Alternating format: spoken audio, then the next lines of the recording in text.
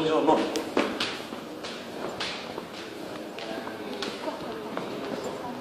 Salve. Piacere, Esposito Giuseppe. Mi dicevo che Western Union per i rumeni non va bene il loro documento. No.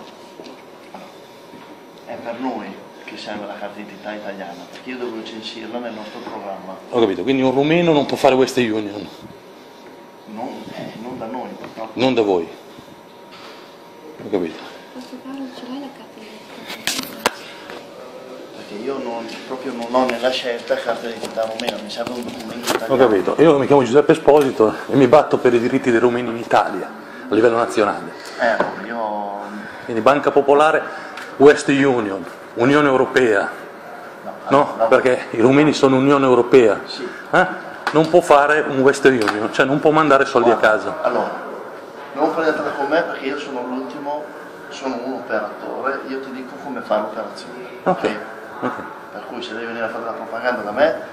No. L'operatore risponde della Banca Popolare di Mantova. Allora, io per fare l'operazione devo fare Western Union, ma siccome devo incassare dei soldi, la banca vuole sapere chi incassa i soldi e da chi. Ok. Per registrarlo mi serve un documento Italiano. Quindi niente Western Union, Banca Popolare. Allora, Questo è il risultato, no? Uno straniero non può fare un Western Union. se c'era solo lei, sì. In questo caso, perché ci sei tu con la carta d'identità italiana, te la posso fare. Che sono razza ariana io, no? Ce l'hai la carta d'identità? Cosa non fa neanche a me? Se mi devi far perdere il tempo, però no, No, lei faccia l'operazione, non parliamo più, non c'è nessun problema. Perché se devo farla lavorare, ok, se no, cioè se è venuto qua a fare della propaganda... No, nessuna propaganda. Lì È c'è una entrata la ragazza e non gli è stato fatto fare il Western Union. Sì, ma le ho spiegato anche perché. Ok, non ho detto tu sei rumena, allora no. Ho detto non posso perché mi serve un documento italiano. Ok. Per cui vuole fare la propaganda, c'è la piazza. Se No, nessuna propaganda. Allora non la faccia a me. Se la faccio poi non la faccio in piazza. Va bene. E neanche qua da me però, per piacere.